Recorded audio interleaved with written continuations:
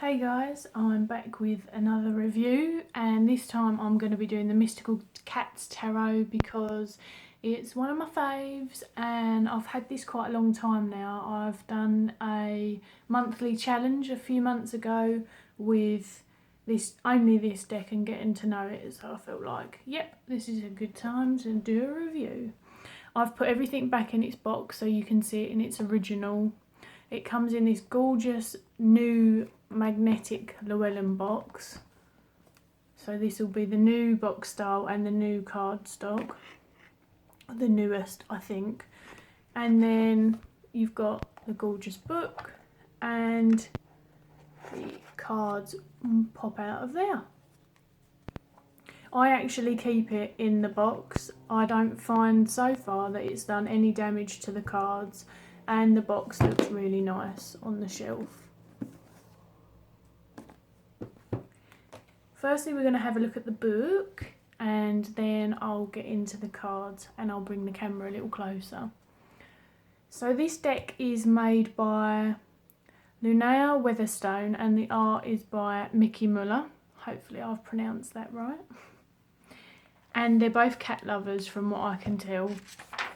They've dedicated the book to various people, but also cats that they either have or know that are actually in the artwork themselves, along with various other cats whom they were inspired by.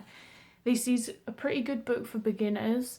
Whilst it's quite short in the information that they give you on the card, there is such a thing as too much information, and I definitely think that this, coupled with maybe a generic tarot book, would be a really good way to start if you're a cat lover. It's pretty 𝗪𝗏𝗺 based. They do change the traditional names to some more cat-like, cat-friendly names, and I'll go through these when I go through the cards. They change they're called the cat clans, so rather than wands, cups, swords and pentacles, we've got the fire, sea, sky and earth clan. Once you've become accustomed to what the elements are, again, that's pretty self-explanatory. The court cards are also changed. Instead of, you know, the usual variations that we get, we still have a king and a queen, but we have a Tom as the knight and a kitten as the page. Again, it's all explained really well in here. It discusses reversals, which it does include, and really just encourages you to take into consideration all of the information. If you don't necessarily read reversals in that way, but you read it more in terms of blocked energy, then you can encompass both the reversal and the upright meaning. They're very friendly about caring for your deck and basically encouraging you to just do what feels right for you, which, as most of you know, I like that. I think it's nice rather than being told this is the way that you have to do it. It's a black and white book, but as you can see, the pictures are card size still, and I'm not worried about having a coloured book. It's a nice bonus, but I like that this isn't glossy paper. And every single card has got one page, including the minors. I like that. It's pretty standard the whole way through. One of the things that they also add is they have a breakdown of each clan and the energy that specific clan will be bringing before going into the cards. Again, another really good way to learn. And then when you go to the back of the book, you've got 3 or 4 spreads. 1, 2, 3, yeah, 4. And they're very cat orientated. I like that. I like that they've sat down and made spreads specifically to suit the deck. And then in the very last bit, you go into 𝗵𝗵𝗄𝗧's sketches. One of the really interesting things that Mickey did with her work was she actually mixed herbs in with the paint. And so here it says the 3 of Skye, and the herbs used were catnip, milkweed and passion flower. How cool is that? Very, very interesting. I'll give you a little snippet of one of the cards. Let's go for something different than the Fool. I feel like everyone reads the Fool card. Let's go for strength. It says, instinct is a powerful force. No creature knows this better than we do. We are guided by our instincts, which tell us when we are safe or in danger, when we should act or remain still, what we should eat, whom we should trust. But we are not slaves to these natural inclinations. We are far too evolved for that. Cats are masters of self-control when it is called for. Even the most powerful impulse of our nature to hunt our prey can be subdued by the strength of our character. Nothing is more ferocious than a cat, and when we choose, nothing is more gentle. The cat's advice, so the upright meaning, others may act from ignoble impulses and motivations, but you remain true to your moral convictions. You have overcome your baser instincts to choose the higher path. Your courage and strength are deeper than you know. Draw upon them to carry you through any challenge. And in reversed, don't make excuses for some things that are just beyond your control. Take responsibility for your decisions and actions. You are strong enough to overcome any obstacle, including the ones that come from within yourself. Draw upon your inner reserves of courage and nobility. So as I said to you, they are kind of short and sweet, but it does give you an essence of the card. And it's very in line with the cats. If you're a cat owner like myself, it's really easy to resonate with these cards. I've really enjoyed them. I just think I stand by this being in my beginner's recommendations. I think personally it's been a very great beginner's deck for me, and it's been really fun to read. I don't think there's anything else I need to show you from there. It's holding up lovely. The only thing I noticed was it's getting chipped from putting it in and out of the box. If that bothers you, I think there's a little bit of cardboard it's catching on, then you might want to keep it out. That's the book. Now let's go on to the cards. Before I jump straight into the cards, I just want to talk about the cardstock, because there's quite a lot of controversy about Llewellyn cardstock. And in honesty, when I first got this is what I know to be the newest. I think that there was a thin one originally, from what I can tell, although a bit thicker than this. People didn't like that, so they brought out a thicker one. And then they've now brought out this one. When I first got this, it was such a surprise. Obviously, all of my other decks were older or indie decks at that stage, and this just felt like paper, and I was really disappointed and was really worried that it was going to get ruined. That was my first impression, and obviously I didn't have a lot of decks at that stage, and everything that I'd heard about this as well. Now, my opinion has changed quite significantly. As an individual, I don't care if the cardstock is thin or thick or large or small or glossy or matte. Obviously I have preferences, but my main bugbear is durability, and I've got both thin and thick cardstock that is durable, and I've also got thin and thick cardstock that's not durable. Sorry, that is actually my cat, who wouldn't move. Hopefully the shadow won't bother you. Yes, so it's kind of, I don't care as long as it lasts. And what I would say to you is actually this has lasted. It's too thin to chip, really. It's got a tiny bit of wear and tear on some edges that you wouldn't even notice in the camera on like a couple of cards. It has really held up to the test of time. I know I've got brand new cards that have arrived chipped, and you can just tell from their cardstock that they're just going to carry on chipping and chipping. Bless you. Chipping and chipping and chipping. This hasn't done that. So I'm now really happy with this. It is very slippery cardstock. It takes you a bit of a while to get used to it. However, I've heard that talcum powder can fix that. It feels matte, but it has got a bit of a sheen to it, which you can see probably from the reflection of the lighting. As I say, if you're worried about it, see if you can get past how thin it might feel to you, because so far this is holding up better than quite a few of my newer decks. And I'm quite happy to go for this cardstock again. So I just wanted to put my 2 cents in about that, because I know when I was listening to people talking about it, I was really worried, and actually this cardstock's doing really well. These are the backs. They're totally reversible, which is very good if you are going to do the reversals. I did check, and Mickey Müller did indeed put the herbs like the catnip and things like that into her watercolours, which is pretty damn cool. So I'm going to take you through the cards, and I'll try and keep up with what cards are renamed and things like that for you guys as well. Initially we've got the cat, which is their variation of the fool. Pretty self-explanatory.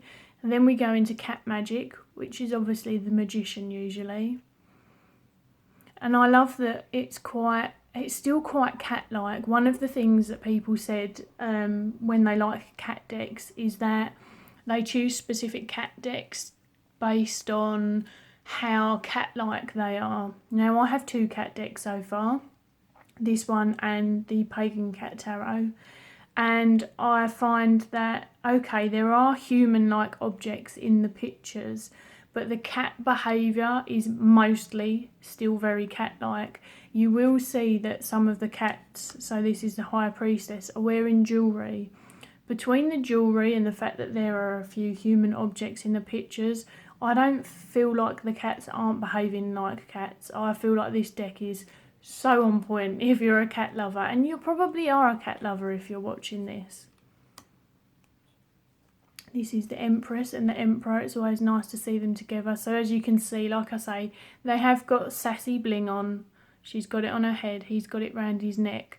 But aside from that, very cat-like, and also I feel like it's quite in line with the Rider-Waite without humanising them too much. This is the Hierophant, and they've changed it to the Priest. I actually wish they'd have stuck with the name of the Hierophant, but that's just personal preference. But I do love this little kiddie because it's the closest to my Bengal, who is now trying to get in shot. We go on to the Lovers. They're all snuggly. The Chariot, not my favourite card, but it does make me chuckle. Sorry about the wobble. Now the Strength card I absolutely adore because I love, I'm going to have to remove the cat because she's shaking the place. Maybe she knew that it was a cat tarot and she was like, hey, I want to be in on this, which would be fine if I had a sturdy tripod, but the tripod I've got is kind of this squiggly bendy thing that attaches to the table, and as soon as you move the table it shakes. So unfortunately she's on the floor now. I really like this Strength card because I think actually, you know, contrary to the card in the original Rider-Waite myth where they're like prying the lion's mouth open, this is a much more gentle and actually resonates with me much more, this version of Strength, and about how the cat's withholding doing anything to the birds, and that message that I read to you from the book. The Hermit. The Wheel. So cute. And look, it's got all of the elements in the wheel. This is another one that's been changed. So this would have been Justice, but it's Consequences. I quite like the spin on that. This is what happens when you play with too much stuff at once. The Floating Cat would of course be the Hanged Man. I don't think the Hanged Cat would have been very nice. There is a really good depiction of it in Tarot of the Pagan Cats, but I really love this Floating Cat. It's very yoga-like. And Death. This was one of the cards that absolutely just tore me to pieces when I saw this. Such a powerful card, and as I say, if you're a cat lover and a bit soft like I secretly am, not so secret anymore, it really, it's kind of it was both nice and sad at the same time. And you can see all the kitties' previous lives. So cute. This is another one that's been changed. This is Temperance originally, and it's called Grace. I like the way that they've represented it because obviously a cat's not going to be holding a cup. I thought Grace was an interesting change from Temperance, but I feel like the actual Temperance and the mixing of things is it's probably a little looser than 𝗪𝗿𝗺𝗀𝗃, but I thought that it was quite good. Demon Cat is originally the devil. I think Devil Cat would have worked as well, but yeah, this poor little pigeon has not got a chance, have they, unfortunately. The Tower, this is one of my favourites, and the reason being, and I've probably spoken about this before, is that I like the fact that you can see the cats twisting as they naturally would to land on their feet, and that whole feeling that whilst the tower is absolutely horrendous sometimes when we're in it, and the energy of that chaos, that despite everything, that there is that element of landing on your feet, dusting yourself on, and you will eventually be able to move forward from it, even if you were turned upside down, even if it really hurt, even if it took its toll on you.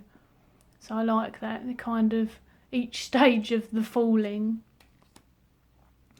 We've got the Star, which is just pretty. Pretty, pretty, pretty. The Moon. Another one that's gorgeous. The Sun. Look at that. Chilled as hell. Good Kitty would have been Judgment. I actually quite like their meaning for this card. Obviously, for someone new to go from Judgment to Good Kitty, it's really not my favourite name change. But then I don't like the whole sort of angel from above judging you, and I think that can lose an element. I don't know if this has encompassed all of the meaning, but I actually really like the picture and the energy that it's got going on. It's just the name that's a bit for me. It's a little bit too sweet. And the World, which is very self-explanatory. And this is what my kitty does in the morning before she goes out. So that's the majors. So now we move on to the minors. The aces are probably my least favourite thing about the deck, purely because I would have quite happily seen cats in the aces. There are one or two that I don't mind. The Ace of Sky is a bit bland, but it does the trick. You get it. They more focus on the elemental energy than anything else. And this would be the Swords. You can see they're slippery. So this would be the Two of Swords, usually depicted with a woman with their eyes blindfolded and the two swords crossed. Instead, this kitty's got their eyes closed, and you can see this kind of gives a nod to the two different directions. But in this one, the wind is clearly blowing in one. This one, the 3, is probably a bit more far out there, but obviously they weren't going to... This is still quite a cute cat deck. There is natural cat behaviour, but they weren't going to stab a cat through the chest. Now, after looking into this card a bit and reading about it, it makes a lot of sense to me why they've chosen this, with these cats being quite destructive and breaking stuff, and the, you know, the shattered remains on the floor, and what that might mean to the owner, especially, like, about them breaking their stuff. There's lots of different ways you can read into it. As I say, I still think it's okay for beginners. The meaning's in the book. It does explain the artwork briefly. But also, for me, I didn't start with one deck. I think it's nice to have a couple of decks to compare. This is the 4. She's chilling. She's resting in the lavender. This is the 5. And you can see this kitty is not welcome. And this cat's like, sod this, I'm leaving. Better to leave now than before he loses an eye. So I really feel like they clearly, as I said, they clearly love cats. They know they're cats. You can see that this kitty is trapped by this branch and they need to get out. I think that it's a really good depiction. This one makes me crack up. This is the nightmare card, and you can totally tell this poor little kitty is having major nightmares about this stuff. Poor little thing. There's also a happy dreams card, but I can't remember what one it is, but you'll see it, and it's depicted almost like for like. In fact, I'm going to leave that one there. The 10 of Sky. Oh. And I just want to pick this kitty up and hug him and tell him it's going to be okay. And then, as I say, we've got the Sky kitten for the page. And you can totally see that brand new, excited energy. And they've still kept it young by going with kitten. The Tom, that real action-based energy. That poor Robin. And then the king and the queens do get a bit sassy again with their jewellery. But how cute are those two? They are freaking cute. I love them. I'm a bit biased about this deck. But I'm not going to lie about that. So, again, Ace of Fire. It doesn't really do much for me. But I don't hate it either.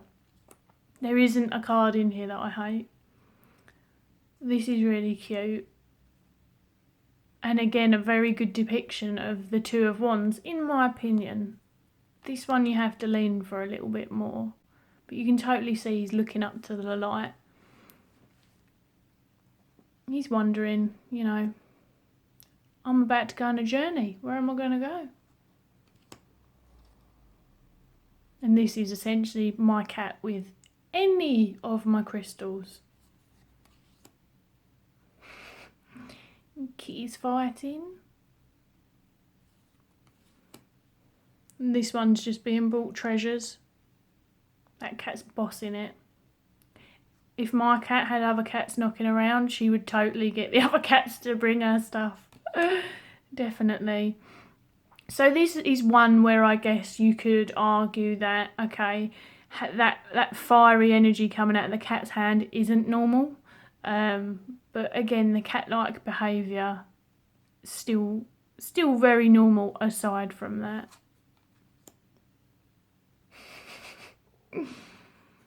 I do just really love this deck, so I appreciate that. It is, as I've tried to be unbiased, I've given you my insight about the cardstock and stuff like that, but as far as the pictures go, I think that they're double cute.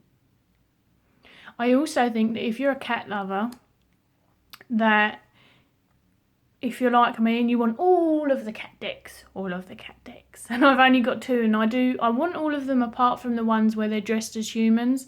It doesn't really do anything for me. That's too human-y. I don't mind the sass. And look, this Fire King, he's still got the little lizard in there. So there's lots of nods to this. I really quite like it, and I don't think that it's similar to the other fire decks. Fire decks. I don't think it's similar to the other cat decks. As I say, I've got Tarot of the Pagan Cat. So let's have a look. Knight of Wands would be the Fire Tom. Here's the Pagan Cat deck.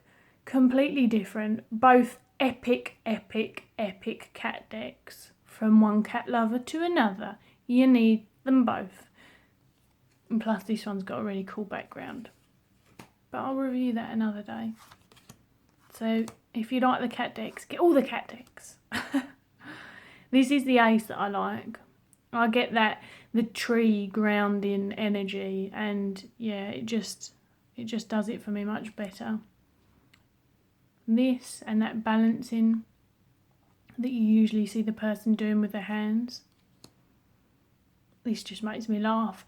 Essentially, the meaning of this is that the cats are, because they don't always work together, but one thing that you'll notice about cats, and I've watched my cats do this before when they're hunting things and had to, like years ago when we lived near a farm and had to go out and separate them because they go from not wanting to have much to do together with each other, and then all of a sudden they're all, you know, knocking around together because they will work together to hunt something. And these guys are working together to find out, do we eat it? Do we move it? What is it?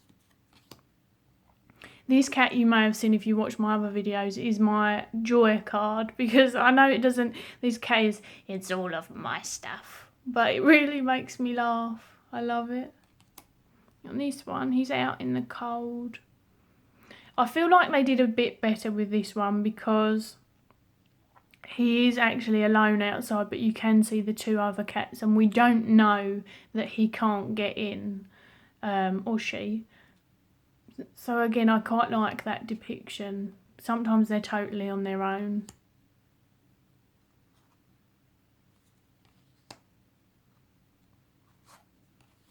But as I say, you're probably not watching this if you don't like cats. This one I love. It's completely surrounded by nature, just like we usually see the Nine of Pentacles.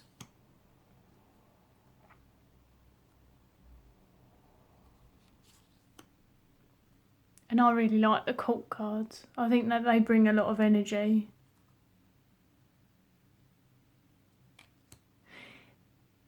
Bit gutted that this one's face is a wee bit flat, and there's actually the original sketch in there and it looks a bit less flat.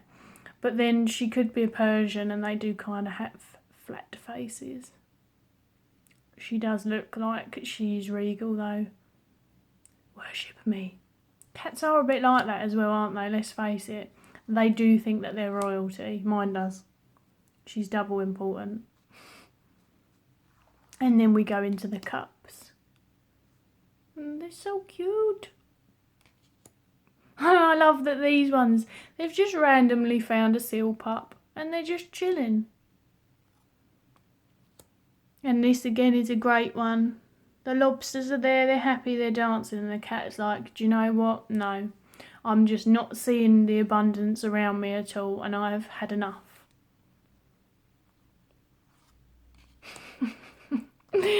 And this dude just looks pissed off. He's just having a bad day. I can totally resonate with this. This is exactly how I felt yesterday when I tried to do this filming and it failed miserably, amongst other things that happened in my day.